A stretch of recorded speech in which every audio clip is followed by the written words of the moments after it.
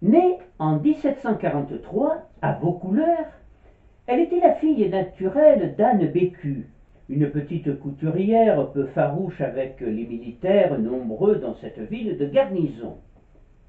Elle s'appelait Jeanne, et ce fut la deuxième Jeanne de l'histoire de France à partir de sa Lorraine natale pour rencontrer un roi de France. Mais Vaucouleurs n'est pas Don Rémy. Toutefois, le parallèle entre Jeanne d'Arc et cette Jeanne Bécu, depuis naissance encore plus humble, Jeanne Bécu est issue d'une famille de cuisiniers et de domestiques, le parallèle ne s'arrête pas là. Toutes deux sont mortes en martyrs. Mais le bûcher de la Pucelle devint échafaud pour Jeanne Bécu, guillotinée sous la Révolution française pour des raisons essentiellement politiques. Sa seule hérésie fut le plaisir, et loin de mériter le nom de Pucelle, cette Jeanne Bécu reste l'une des plus jolies incarnations de la frivolité. Quand je vous dirai qu'elle est rentrée dans l'histoire sous le nom de Madame du Barry, vous commencerez sans doute à y voir plus clair. Après le couvent, celui des Dames de Saint-Or, où elle fut admise à l'âge de 8 ans, puis le magasin de frivolité du sieur Labille, rue Neuve des Petits Champs, non loin du Palais Royal, Jeanne Bécu prit conscience, vers sa 20e année, de sa beauté épanouie et de son pouvoir sur les hommes, et se laissa porter par son destin en devenant une fille entretenue, une courtisane, c'est le terme utilisé à l'époque. Mais il ne faut pas confondre courtisane et prostituée. Jamais elle ne se prostitua, ou même travailla en maison, comme le prétendirent ses ennemis les plus acharnés.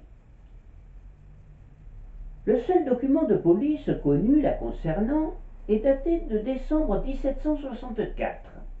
Elle avait alors 21 ans. C'est un rapport d'un inspecteur rédigé à l'intention de M. de Sartine, alors lieutenant général de police. Il signale, dans une loge, au théâtre des Italiens, une jeune personne grande, bien faite, l'air noble et de la plus jolie figure. C'est la demoiselle Vaubernier, la maîtresse de Dubarry. Vaubernier était le nom du père supposé de Jeanne, qu'elle revoyait alors, semble-t-il. Elle avait adopté ce nom car il paraissait convenir mieux dans la bonne société que celui de Bécu. Ce rapport de police tendait davantage à informer le ministre sur ce Dubarry, dont la réputation n'était pas sans tache, que sur sa maîtresse du moment, visiblement inconnue par la police.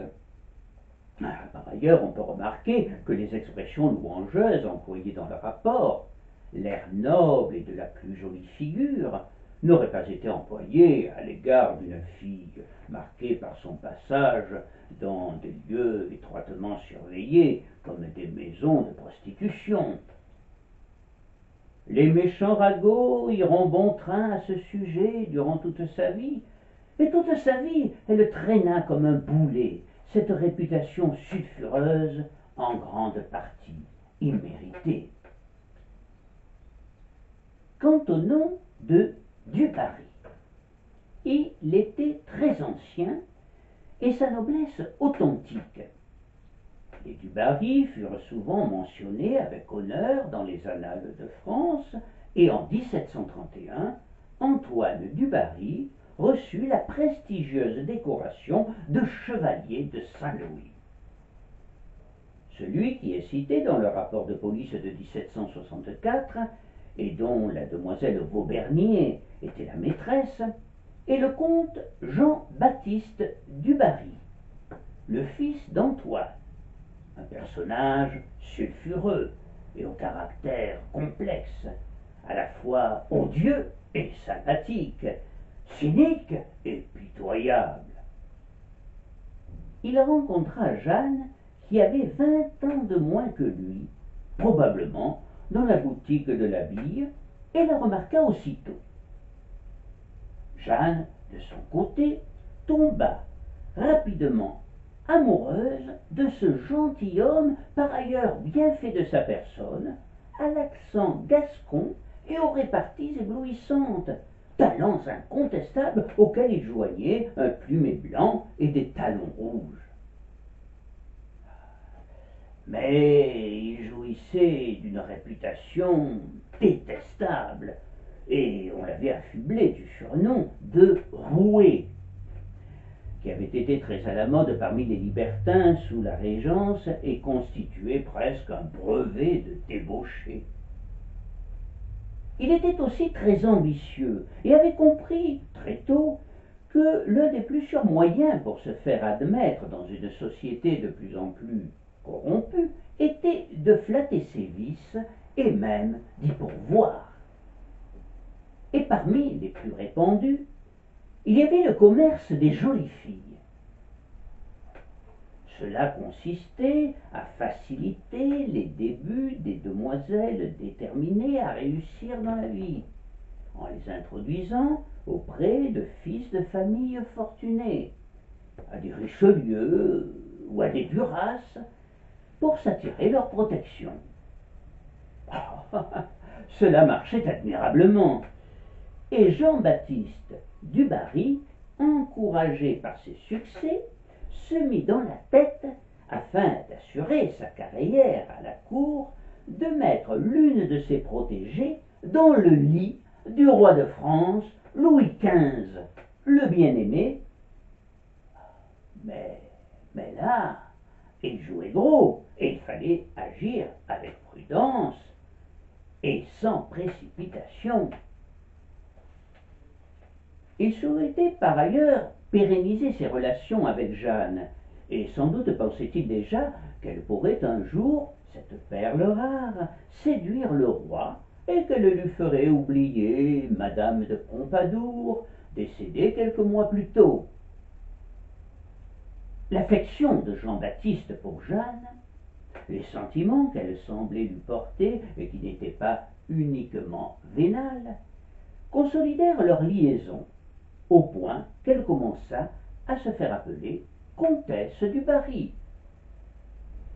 Cette fille du peuple, mal dégrossie dans un couvent destiné à former essentiellement des ménagères, parviendra peu à peu à s'imposer dans les salons mondains, fréquentés par des hommes éminents, comme le comte de Guibert, et des poètes badins qui égayaient la société par leurs bons mots, comme Grosset et Crébillon fils. Jeanne avait le don de rester toujours parfaitement naturelle en toutes circonstances, et son altruisme et son bon cœur étaient appréciés de tous. On remarqua de plus en plus souvent le comte et la comtesse de Paris dans une loge aux Italiens et au bal de l'Opéra. Jean-Baptiste du Barry était très fier d'elle, ou plus exactement fier de se montrer avec elle à ses côtés.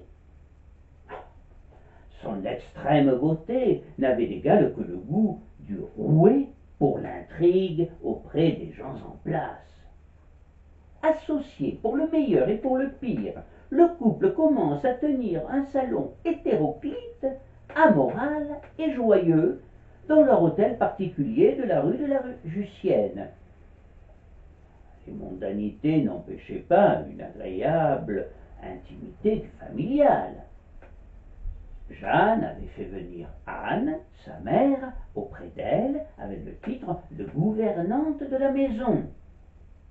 Toutes deux accueillaient, rue de la Jussienne, pour des petits soupers, les proches amis et complices du maître de maison, tous vieux libertins, très bien en cour, comme le maréchal de Richelieu, le duc de Duras et le prince de Ligne.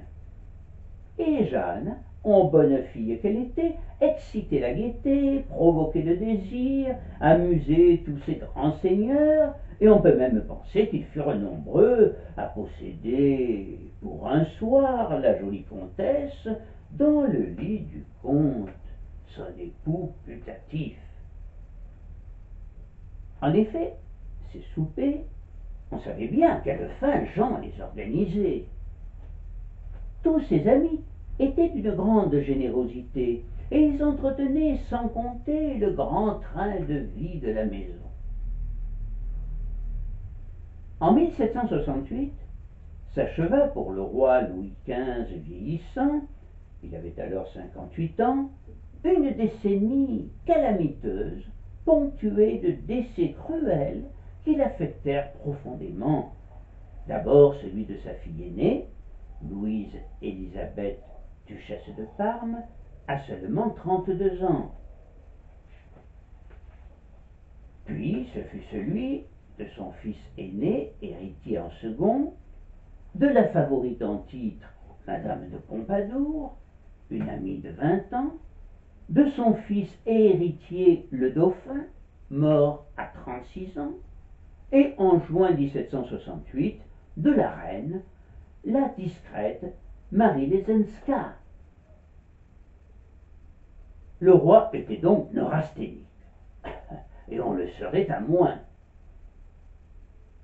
Alors, le moment sembla venu pour Jean-Baptiste de lui présenter Jeanne par l'intermédiaire de son ami, le maréchal de Richelieu. Ce qui fut fait très discrètement, grâce à l'implication du dévoué Dominique Lebel, premier valet de chambre du roi. Jeanne avait alors 24 ans, et Louis XV s'éprit d'elle dès qu'il la vit. On ignore ce qui se passa exactement, mais ce qui est sûr, c'est que, introduite un soir en cachette dans les petits appartements par une porte basse, elle s'y trouvait encore le lendemain, puis le surlendemain. Le roi était aimable, il faut bien le reconnaître, même s'il commençait alors à s'empâter.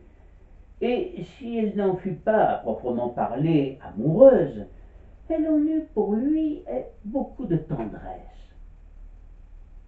Comme sa passion pour elle ne faisait que s'amplifier, Louis XV décida d'en faire sa nouvelle favorite. Je crois pouvoir affirmer que si la faveur du roi ne s'était pas fixée sur Jeanne, la forçant à rompre avec son passé, celle-ci serait restée encore de longues années avec Jean-Baptiste et qu'ils auraient sans doute vieilli l'un près de l'autre. Jeanne n'étant pas du genre à rompre pour un caprice, et, comblée par le luxe et les plaisirs du libertinage, elle ne désirait sûrement pas la gloire et une aussi éclatante consécration. Mais elle dut accepter cet énorme privilège. Je pense qu'elle fut même un peu effrayée par l'honneur qu'on lui rendait en lui faisant accepter le statut de favorite. Mais après tout, elle se plaisait avec lui. Il était aussi agréable que du Barry, et surtout beaucoup plus généreux. Son seul défaut, cependant, était d'exiger de sa part qu'elle lui fût fidèle, ce qui n'était guère dans ses habitudes. Mais elle s'y ferait. Elle serait donc la nouvelle favorite. Toutefois, tout n'était pas aussi simple qu'il y paraissait, car, tout roi qu'il était, Louis XV se devait de respecter l'étiquette. Une présentation officielle à la cour était indispensable, et une présentation par une personne ayant ses entrées. Mais il était également nécessaire que la personne présentée fût mariée. Il fallait absolument en passer par là. Cela, me direz-vous, ne devait pas poser de gros problèmes, Ah, il suffisait que Jeanne épouse en bonne et due forme Jean du Barry, évidemment. La difficulté, cependant, c'est que, je ne vous l'ai pas encore dit, Jean-Baptiste était déjà marié. Il avait épousé à 25 ans, à Toulouse, dans sa Gascogne natale, la très sage, dévote et austère Catherine Ursule d'Almas de Vernon-Grèze, fort imbue de respectabilité, toute qualité qui ne put supporter longtemps, et il avait très vite abandonné pour une vie plus joyeuse dans la capitale. Catherine Ursule vivait toujours à Toulouse. Elle avait oublié depuis longtemps l'infidèle, mais elle restait son épouse devant Dieu, et n'entendait nullement rompre ce que le Seigneur avait uni. Ah, c'était bien dommage, et cela contrariait fort Jean-Baptiste. Il n'entendait pas échouer si près du but. Il envisagea alors d'autres solutions, mais aucune ne lui parut satisfaisante. Et puis soudain, il s'écria comme Archimède: Eureka! Il avait un frère, prénommé Guillaume, de 10 ans son cadet, célibataire et qui lui était tout dévoué. Voici donc la solution la plus évidente, et prit aussitôt sa plume. Nous étions alors au mois de juin, à quelques jours de l'arrivée de l'été. Son frère Guillaume était connu dans toute la Gascogne comme un grand amateur d'art, de musique et de peinture. C'était un gros garçon, un peu lourdeau et empoté, mais il avait une belle figure, de beaux yeux noirs et le teint basané. Son air était, disait-on, toujours empreint de sévérité et de gravité, mais en réalité il était plutôt frivole, facétieux et amateur de farces et de mots d'esprit. Cependant, il était parfois timoré et manquait d'assurance. Avec le temps, il sera souvent taciturne et de moins en moins enclin à la galéjade. Il portait à son frère une sorte de vénération, et celui-ci, depuis leur enfance, avait sur lui un immense pouvoir de domination et une grande autorité. Guillaume admirait donc son aîné, et je dirais presque de façon irrationnelle. Peut-être parce que Jean-Baptiste possédait cet aplomb en toutes circonstances et cette audace qui lui faisait défaut. En dépit de son caractère doux et fantasque, Guillaume avait embrassé, dès son plus jeune âge, la carrière militaire, sans doute pour satisfaire le désir de ses parents. En 1746, il entra comme lieutenant au régiment royal des Cantabres, un régiment d'infanterie créé un an plus tôt. En 1750, on le retrouve à Saint-Domingue, en qualité de lieutenant. Il manque toujours d'assurance et de confiance en soi, et il est à présent beaucoup moins porté vers la plaisanterie et les bonnes blagues.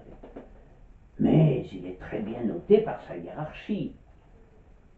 8 ans plus tard, il est promu capitaine d'une compagnie de troupes détachées de la marine. Il devient alors de plus en plus taciturne, compassé, rigide. Il est néanmoins très apprécié par ses hommes en raison d'une sollicitude constante qu'il manifestait envers tous. Il a pourtant peu de véritables amis, et on ne lui connaît pas de relations féminines. Il était, semble-t-il, insensible au charme féminin et avait une piètre opinion de la gent féminine en raison, selon sa mère, de douloureux chagrins d'amour lors de son adolescence. En 1759, des raisons de santé l'obligent à quitter les Caraïbes et à rentrer en France, où il s'établit à Lévignac. sa commune natale, puis, plus tard, à Toulouse. Il est toujours grand amateur de belles choses, de beaux meubles et de belles demeures, mais il ne roule pas sur l'or et n'a pas la fibre des affaires. Par ailleurs, il devint bientôt la cible d'escrocs qui profitèrent de sa naïveté. C'est alors qu'un coup de fortune imprévu bouleversa son existence, le jour où il reçut la lettre de son frère. Dans celle-ci, Jean-Baptiste le réclamait de toute urgence à Paris, où il lui promettait de faire fortune pourvu qu'il accepte sa proposition. Guillaume n'hésita pas. Nous avons vu que son frère avait une grande influence sur lui et qu'il lui faisait une confiance absolue. Sans se soucier d'en savoir plus, il se précipita à Paris. Jean-Baptiste le reçut avec enthousiasme, et les deux frères se jetèrent dans les bras l'un de l'autre. Mais il ne s'agissait pas de s'attendrir trop longtemps. Il ne fallait pas perdre son temps, et Jean-Baptiste alla droit au but. Il avait besoin de lui pour d'impérieuses raisons. Il lui demanda tout de go d'épouser, dans les meilleurs délais, Jeanne Bécu. Elle était sa maîtresse depuis près de 5 ans. Guillaume le savait et s'étonna beaucoup de cette demande insolite. On ne sait pas si Jean-Baptiste entra immédiatement dans tous les détails de l'opération et si Guillaume lui demanda un surcroît d'informations. En tout cas, à défaut de lui présenter sa future épouse, car elle était bien trop prise par ailleurs, Jean-Baptiste lui annonça la date envisagée pour leur mariage. Il s'agirait bien entendu d'un mariage blanc qui ne l'engageait aucunement, lui rapporterait la reconnaissance du roi et à la clé des terres, des titres et de l'argent, ce qui ne pouvait qu'enchanter Guillaume, assailli par ses créanciers. Restait un dernier obstacle. Leur mère, Catherine de la Case, veuve depuis quelques années, était tenue de donner son accord à ce mariage. Marier son second fils à la maîtresse de l'aîné, afin que cette bru soit libre de coucher avec le roi, cela ne pouvait que choquer le rigorisme provincial. Mais que faire face à l'énergie et aux arguments péremptoires de Jean-Baptiste, la bonne volonté de Guillaume et l'autorité royale? Maman du Barry hésita, puis céda. Tout s'arrangeait donc très bien pour Jean-Baptiste et pour Jeanne. Elle était déjà connue à la cour sous le nom de comtesse du Barry. C'était en somme une régularisation, rien de plus. Et que le prénom du mari soit Jean ou Guillaume, personne n'aurait eu le mauvais goût de s'arrêter à ce détail. Les historiens se sont longtemps opposés sur la question de savoir si le roi était au courant de ces singulières tractations pratiquées en vue du mariage de sa maîtresse. Faire de lui la dupe de toutes ces manipulations aurait été, me semble-t-il, trop risqué. Pour Jeanne d'abord, et ensuite pour tous les du Barry, qui tenaient bien évidemment leur respectabilité régionale, et bien évidemment pour Jean-Baptiste, et surtout pour Guillaume. Il était bien préférable de s'assurer, sous couvert de son bon plaisir, de l'auguste complicité du roi. C'est donc bien ce qui se passa. Et je suis persuadé que Louis apprécia beaucoup cette situation, qu'il se sentit heureux, rajeuni, et que pour la première fois de sa vie peut-être, il s'amusa. Il s'amusa presque comme un gosse. Tout le monde étant alors dans de bonnes dispositions, le mariage civil se déroula le 23 juillet. Il était grand temps, car comme chaque été, la cour quittait Versailles pour Compiègne, et il était indispensable que Jeanne ne soit pas du voyage. C'était totalement impensable, d'autant plus que l'impatience du roi était à son comble. Il ne pouvait plus se passer d'elle. Quant au mariage religieux, il pouvait bien attendre un peu, d'autant plus que personne n'y accordait beaucoup d'importance. Les plaisirs et les chasses à Compiègne occupant tout le temps, et la cour n'ayant prévu de se réinstaller à Versailles qu'à l'automne. C'est dans la plus stricte intimité qu'il fut finalement célébré le 1er septembre, à une heure très matinale, à l'église Saint-Laurent à Paris, souvent évoqué dans ses écrits par Grégoire de Tours, notamment dans son Histoire des Francs. Transformée au XVIIe siècle dans un style gothique flamboyant, elle possède un très bel orgue, signé du facteur François Ducastel et restauré à différentes reprises, un siècle et demi après la fin du XVe siècle.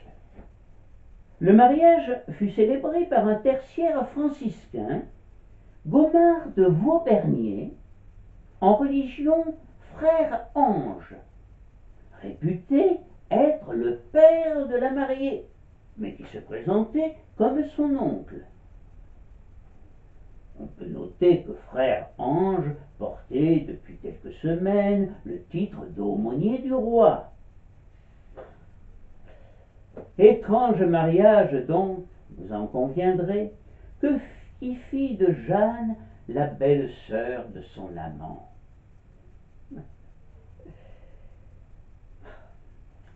Guillaume semblait mal à l'aise au cours de la cérémonie et insensible à la beauté éclatante de son épouse.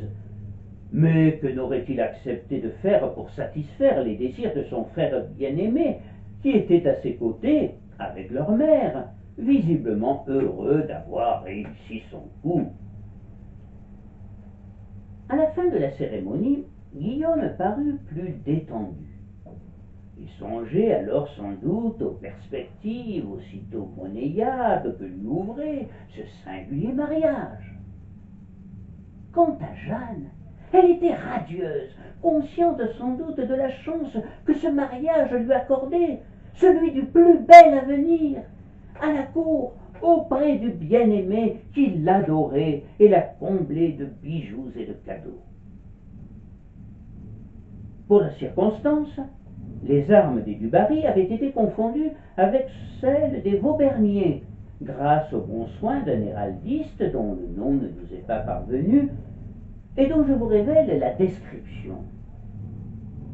D'azur au chevron d'or, portant en cime un G, surmonté de la lettre G et de 2 roses en pointe, d'une main dextre en pâle, aussi d'argent. Comme l'écrivit avec une pointe de sarcasme Charles Vatel, un historien du XIXe siècle, auteur d'une histoire de Madame du Barry, les roses, une main, pouvaient être les emblèmes parlants d'une coquette. Mais était-il possible de provoquer d'une manière plus directe le souvenir d'une fable célèbre, le G paré des plumes du Pan? La présence de ce G majuscule semblerait prouver que Gomard de Vaubernier pouvait bien être réellement le père de la mariée. Souvent le roi d'ailleurs appellera Jeanne « mon ange », comme un facétieux clin d'œil. Néanmoins, le mystère plane encore aujourd'hui sur le père véritable de Jeanne du Barry. Aussitôt après le mariage, on renvoya ce bon Guillaume dans sa province, les poches bien garnies, avec le titre de colonel d'infanterie et muni d'une pension de 5000 livres, mais bien évidemment sans avoir eu licence de consommer son union. D'autres s'en chargeraient. Il semblerait toutefois qu'il n'appréciât guère la façon peu cavalière qu'on eut de se débarrasser de lui, et il en voulut beaucoup à son frère qui fut le premier à lui souhaiter un bon retour en Gascogne. Guillaume recevra également, grâce à ce mariage, le comté de L'Isle-Jourdan, de considérables établissements dans le sud de la Gascogne, et quelques années plus tard, le duché de Roquelaure, près d'Auch, dans le Gers, et le château attenant du Rieutort, qui fut un temps la propriété de Mirabeau.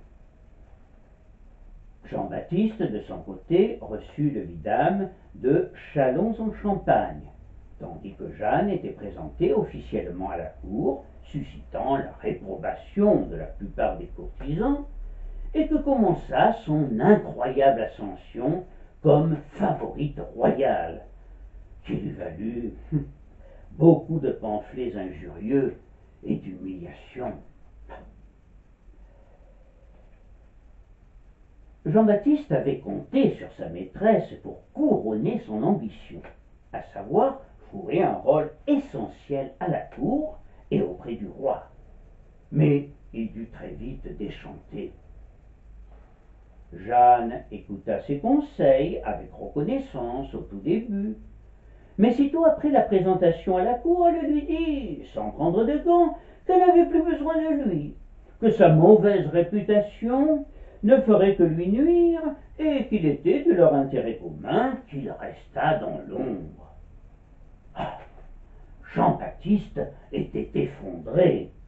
Il avait joué sa maîtresse et il avait perdu, et avec elle tous ses beaux projets. Adieu, veaux, vaches, cochons, couvées. Oh. Lui, si rusé, n'avait pas prévu que la passade qu'il avait imaginée pour obtenir des avantages financiers et de belles situations à la cour, prendrait cette importance et se retournerait contre lui. Mais il était opiniâtre, et en attendant des jours meilleurs, il continua à vivre à Paris, avec un train de fortune assuré et une possibilité de s'endetter impunément. Si aucune des remplaçantes de Jeanne n'avait sa classe, leur nombre prouve qu'il ne plongea pas dans un désespoir sans consolation. Guillaume, de son côté, de retour à Toulouse, s'attacha à restaurer son image ternie auprès de la bonne société gasconne par son mariage avec celle que l'on ne tarda pas à appeler la première catin de France. Il utilisa au mieux le petit pactole que lui rapporta ses singulières noces, racheta des terres, se montra très généreux avec l'Église, entretint le patrimoine local, vint au secours des plus nécessiteux et devint ainsi très populaire auprès des petites gens comme de la bourgeoisie et de la noblesse. De 1769 à 1774, Madame du Barry régna sur Versailles et sur la France. Elle comprenait l'importance de son état, mais n'entendait pas en profiter. Plus que la passion amoureuse, plus sans doute que les plaisirs de la débauche, ce qui comptait surtout pour elle, c'était d'être admirée pour sa beauté, ses parures, sa bonne grâce, et surtout de se sentir sincèrement aimée par un homme déjà âgé, souvent mélancolique, mais le plus puissant et le plus respecté de France. Elle avait un peu le sentiment de se sentir presque reine, et s'efforçait de former autour d'elle une petite cour, comme celle qui entourait autrefois Madame de Pompadour. Et si elle souffrait sans doute des attaques dont elle faisait l'objet presque quotidiennement, elle faisait mine de les ignorer. Du côté des du Barry, Elle n'avait plus guère de rapport avec Jean-Baptiste, sinon de courtoisie, et l'entretien de sa belle famille se limitait au strict nécessaire. Elle félicita pour son mariage le troisième frère, Élie du Barry, en 1773, mais se dispensa de lui adresser le moindre cadeau. Il faut dire qu'il épousait mademoiselle de Fumel, qui était aussi riche que belle. En fait, c'est avec son mari que les relations étaient le plus tendues, en raison de ses prétentions financières. On ne connaît pas le détail de leur querelle, toute correspondance entre eux ayant été détruite. Mais il semblerait que Guillaume trouvait que le superbe cadeau qu'il lui avait fait en l'épousant et en lui donnant son nom n'était pas assez récompensé. Je veux parler en espèces sonnantes et trébuchantes.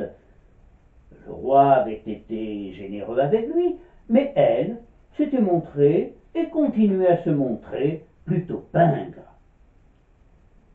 Il accablait donc régulièrement de demandes d'argent, jamais satisfaite, alors qu'elle était si généreuse avec son entourage et le moindre quémandeur.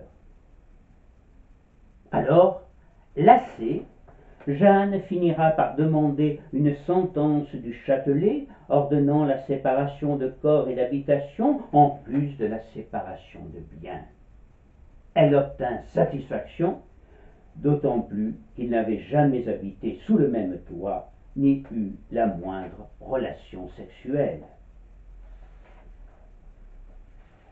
Guillaume reçut en consolation une pension supplémentaire de 16 000 livres en avril 1772.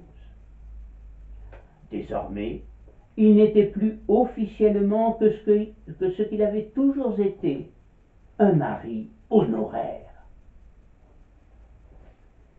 Guillaume la reverra ponctuellement par la suite, ou sera reçu par elle, et leurs relations s'apaisèrent avec le temps. Constatant depuis sa province qu'elle était à Versailles de plus en plus en butte à l'hostilité et à la malveillance du plus grand nombre, il finira par éprouver de la compassion pour elle. Elle ne cessait pas, en effet, d'être la cible de campagnes venimeuses, qui pour la plupart raillaient ses origines et son parcours licencieux. Pourtant, elle ne ménageait pas ses efforts pour enrayer ce flot de haine qui finira par la submerger. Dépourvue d'ambition, elle s'efforçait de se tenir de plus en plus à l'écart de la politique, de se farder le moins possible, de ménager les susceptibilités et les égaux, mais rien n'y faisait.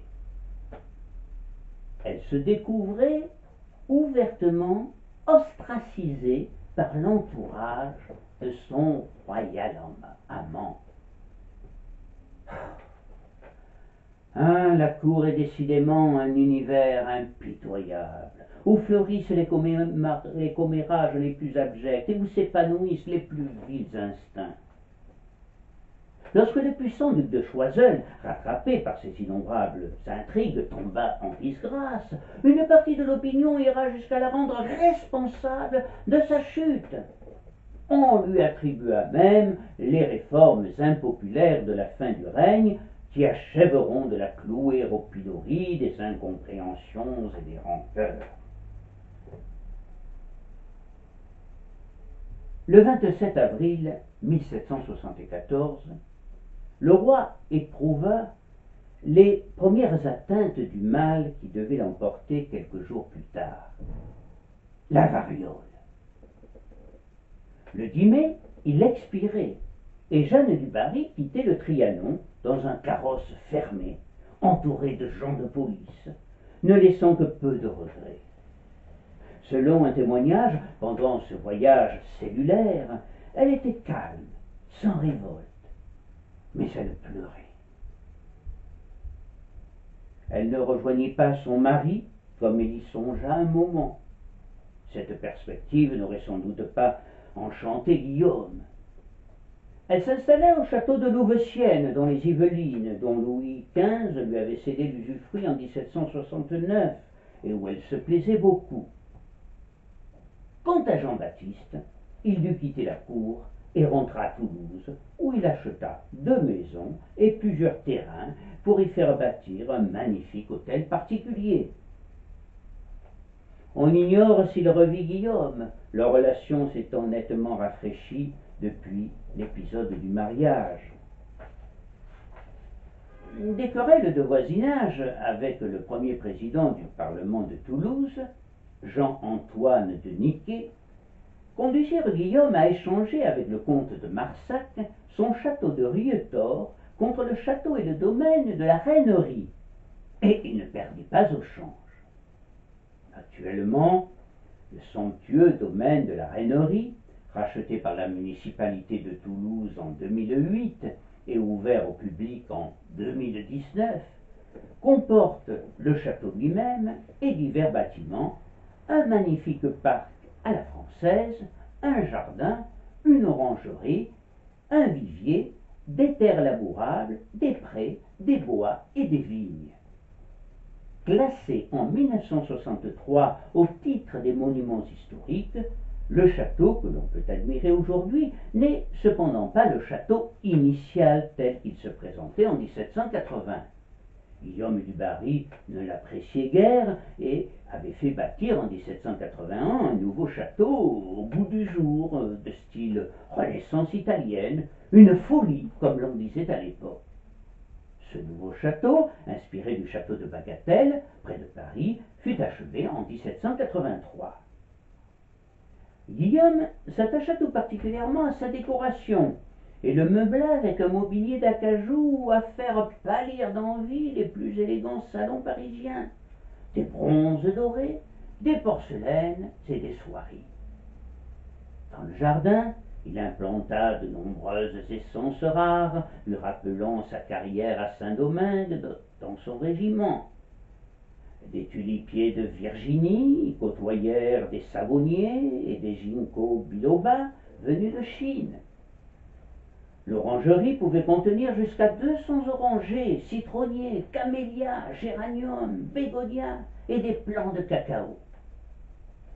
Dans son petit jardin d'Éden, qui occupait tout son temps, Guillaume traversa sans heurts la période tumultueuse de la Révolution française en prenant bien garde de ne pas s'y mêler, contrairement à son frère Jean-Baptiste, qui, toujours aussi fougueux, s'engageant en 1789 dans la garde nationale et devint colonel de la Légion de Saint-Cernin.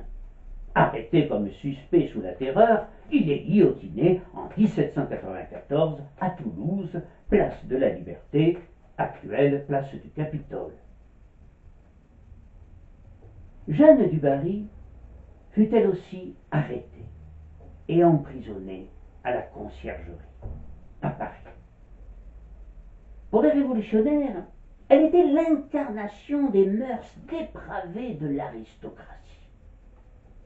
Elle se défendit avec l'énergie du désespoir face au redoutable Fouquier d'Inville, l'accusateur public, et fut décapitée le 8 décembre 1793.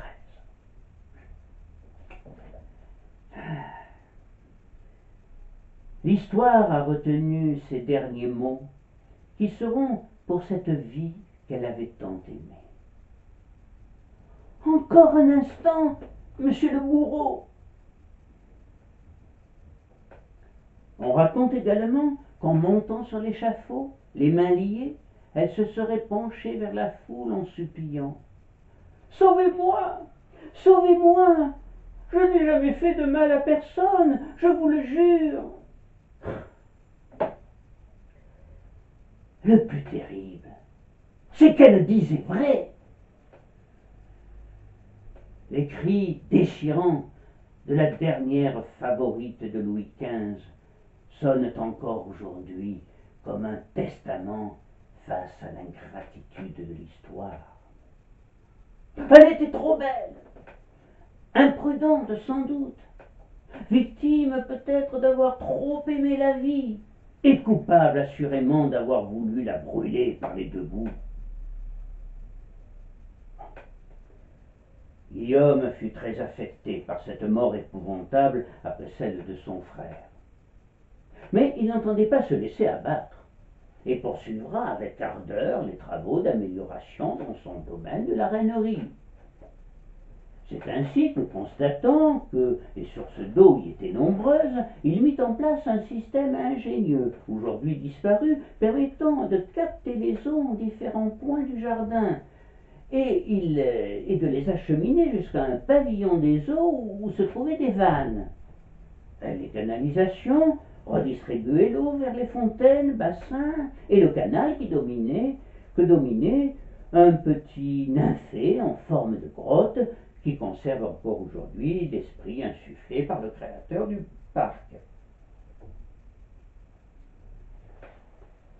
En 1793, alors qu'il est âgé de 63 ans, Guillaume épouse une certaine Madeleine Lemoine, âgée de 40 ans. Il semblerait que lui, qui fut insensible durant toute sa vie au charme féminin, avait fini par succomber tardivement à ceux de cette Madeleine. En réalité, il est probable qu'il avait rencontré Madeleine 20 ans plus tôt, et lors d'un moment d'égarement, par une chose à après-midi d'été, elle lui fit un fils. Ce fils, c'est Alexandre Edmé Lolo, qui sera lieutenant-colonel, chevalier de Saint-Louis et officier de la Légion d'honneur. Mais il est surtout connu pour avoir été, en 1831, l'un des fondateurs de la Société archéologique du Midi de la France, prestigieuse société savante qui fera connaître un grand nombre de monuments du Midi longtemps négligés. Avec le grand âge, Guillaume du Barry partagera sa vie entre son hôtel particulier de la rue du Sénéchal à Toulouse et sa folie de la reinerie à la belle saison. C'est là qu'il s'éteindra paisiblement à l'aube de ses 80 ans, le 2 août 1811. Madeleine lui survivra 35 ans et décédera au domaine en 1846 à l'âge de 90 ans.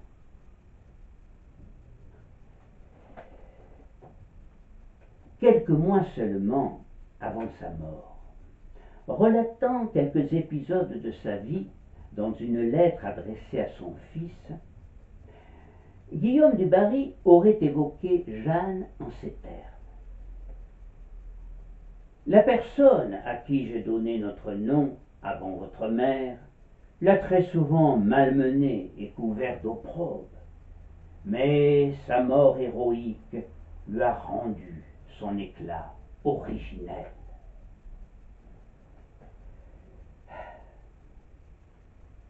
Je vous remercie.